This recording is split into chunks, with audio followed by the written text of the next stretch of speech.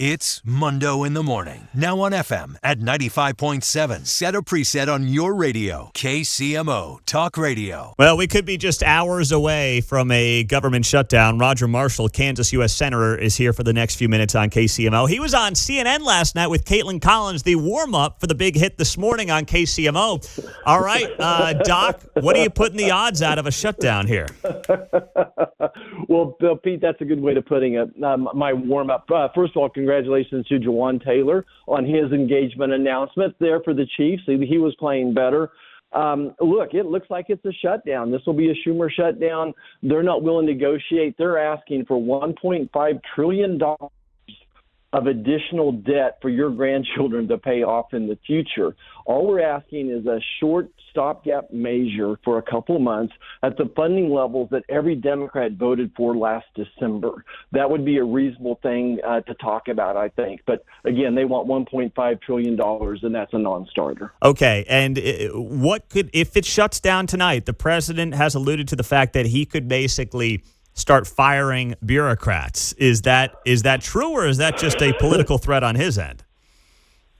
Oh, he's going to do it. I mean, they've made their list and checked it twice. They found out who's naughty and nice, right? So he's going to do that. And I don't doubt that some of it will come back in the court system and that type of thing. But, on that particular subject, when Joe Biden was sworn in, we had about 2.8 million federal employees. He had 3 million by the time he was finished. So he grew the federal government from 2.8 to 3 million employees. We're at about 2.9 right now. I think we got some room to cut back on that issue as well. Roger Marshall is joining us on KCMO. So you're just trying to say we'll keep the spending levels where they are right now for another 7-8 weeks, try to figure out a long-term spending plan here. What do they want to put back in? What do they want to actually spend money on? I mean, I keep hearing about health care for illegal immigrants, but what are actually the details and the nuance around that? Well, it's interesting. They're concerned about rural hospitals all of a sudden, but they want to take back the $50 billion that Republicans passed in the One Big Beautiful Bill for rural hospitals and community health centers. So they want to retract that. And I think beyond that is they want to increase Medicaid funding. It's all their social programs. In particular, I'm going to talk about these enhanced subsidies for Obamacare. Enhanced subsidies for Obamacare. Forgive me, this is really technical, Pete, but in 2010, the ACA was passed. It had subsidies for people up to 400% of income, poverty income levels. And under Joe Biden, they had an extra subsidy they added that times out in 5 years, and it goes for people beyond 400% of poverty level. That's $123,000 for a family of four that we're subsidizing people's health insurance now. So that would be a big one. That's probably, of all the money they're asking for, that's probably about a third of it, maybe $40 billion a year for these extra subsidies. Again, we're not trying to get rid of the original ACA subsidies, though I would like to go back and do Obamacare over.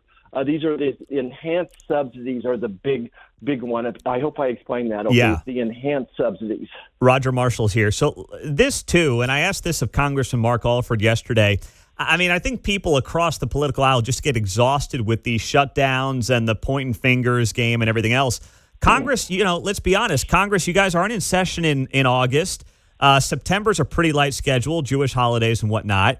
I mean, at what point do we change the system to the point where we're not doing this, it seems like, every year, and the finger pointing ensues, and then everyone just picks a side and, around and around we go? Yeah, exactly, Pete. And this is why I'm on the budget committee trying to force Congress to do a meaningful budget for the first time in decades. So we have written a bill. I took 2 years writing this bill that said that if Congress doesn't do its job and get a budget done, then we aren't going to let you go home. We're not going to pay you. We're going to freeze your budget. You're not going to get to travel, go on Codels, that type of things. So the way to fix this is to go back to doing a budget. Interesting, the budget's required by law, but they figured out loopholes to bypass it. It empowers the Appropriations Committee. So, and both parties are guilty of this, Pete. I cannot get many Republicans on this bill because the Appropriations Committee loves the power that it gives them, so they don't work with the budget. Can you imagine running your business, your listeners running businesses or their family without some type of a budget? Instead, we're just on a seafood diet, seafood and eat it. And, they see us, they just wake up and say, oh, this is a good idea. Yeah, they're all great ideas. But, I'd like to be driving a new 2017 Dodge Ram for a reason. Exactly right. So in the last minute here, I mean, you have to get the 60 votes in the Senate, as I understand it, to keep the government open. Obviously, Republicans do not have 60 U.S. senators. So why not just go to a vote, though? Or do you think you're going to do that today and then just see what happens? Or is that off the table? No, you are. That's exactly what we're going to do. First of all, we're going to vote again on Chuck Schumer's budget, which increases by $1.5 trillion over 10 years. So that'll go down. Then we'll vote on our clean CR again, just extending spending levels for 2 more months.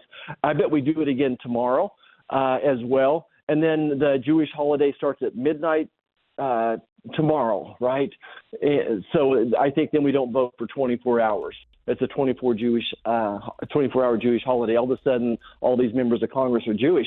I want to respect all religions. I don't want to make light of that. So I think we'll keep voting on it. We may vote on it every day until 7 Democrats walk the plank. We'll see. Wow. All right. We'll be watching. We'll be following. I know you've got a meeting here, top of the hour. It's a busy day for you. We'll be seeing how this plays out today. Senator Roger Marshall on KCMO. Always great to have you on. Thanks so much.